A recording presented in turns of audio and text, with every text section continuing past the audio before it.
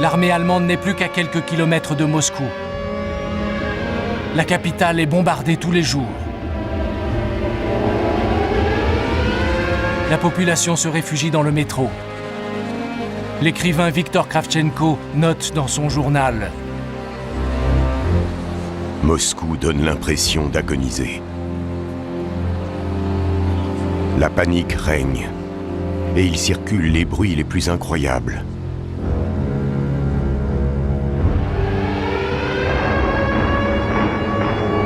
Certains disent qu'un coup d'État a éclaté au Kremlin et qu'on a arrêté Staline.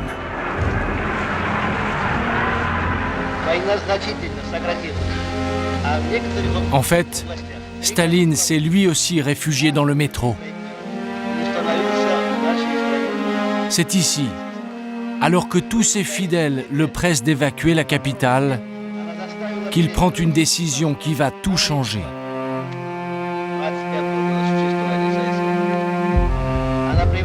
Malgré le danger, il décide de rester à Moscou. Dans quelques heures, il s'adressera à ses soldats.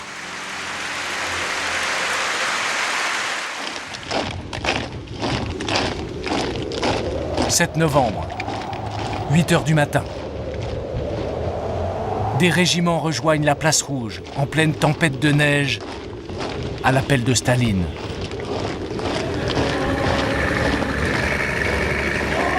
Les chars viennent directement du front et sont armés. Les Allemands peuvent attaquer à tout moment. Mais le discours de Staline galvanise les troupes. Партизаны и партизанки, на вас смотрит весь мир, как на силу способны уничтожить разбойничьи орды немецких захватчиков. Смерть немецким оккупантам! Да здравствует наша славная Родина, ее свобода, ее независимость. Под знаменем Ленина вперед к победе! En quelques jours, l'armée soviétique parvient à stabiliser le front devant Moscou.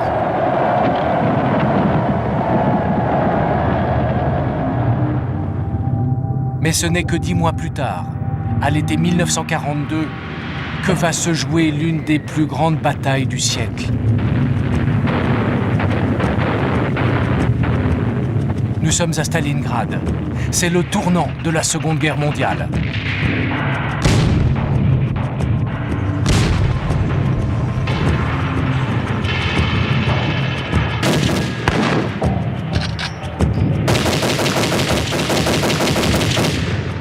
Les Allemands, qui n'ont pas réussi à faire tomber Moscou, veulent conquérir ce point de passage vers le pétrole de la mer Caspienne.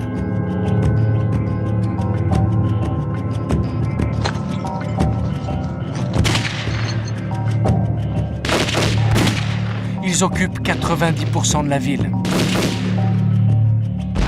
Mais il leur reste encore quelques centaines de mètres à gagner.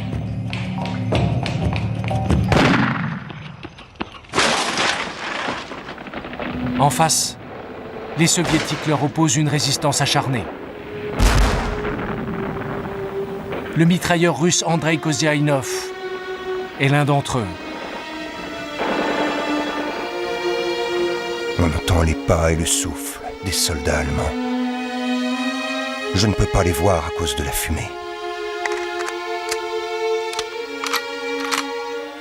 On tire au jugé. À l'oreille.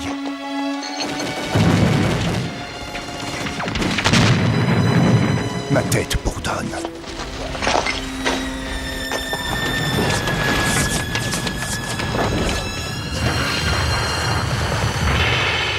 Au total, 2 millions d'hommes vont mourir à Stalingrad.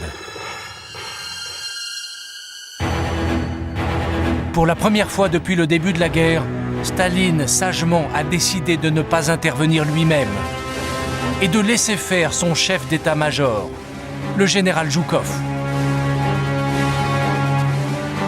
Zhukov a un plan de bataille. Il veut prendre au piège les Allemands dans la ville qu'ils viennent de conquérir.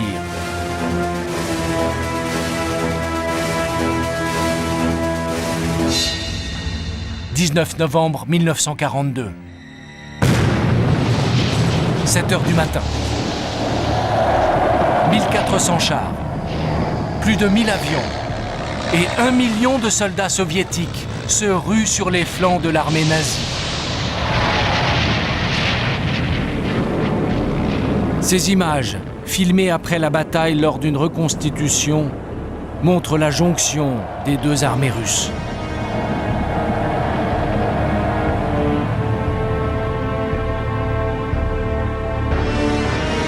Quelques semaines plus tard, 300 000 soldats allemands encerclés, mal équipés et affamés finissent par se rendre avec leur chef, le maréchal von Paulus. C'est la première fois qu'un maréchal nazi est capturé vivant.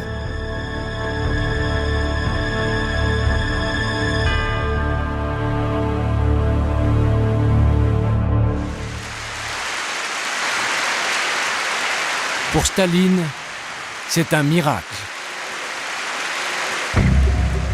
Aux yeux du monde, c'est lui qui, le premier, a fait plier Adolf Hitler. Et c'est lui qui va lancer pendant les 2 prochaines années la contre-offensive héroïque des soldats russes contre l'Allemagne.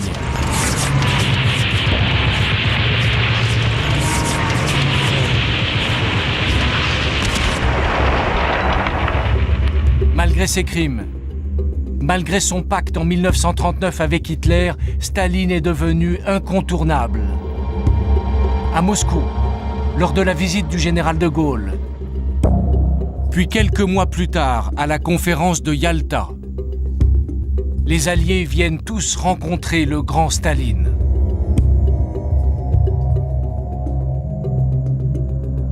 Le Britannique Churchill porte un toast.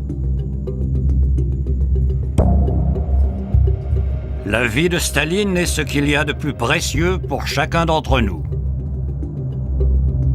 J'espère sincèrement que le peuple de l'Union soviétique pourra conserver longtemps son maréchal. Churchill sait que depuis la victoire de Stalingrad, l'URSS est en train de devenir une superpuissance. Il sait qu'après des mois de contre-offensive, l'armée rouge va bientôt entrer dans Berlin.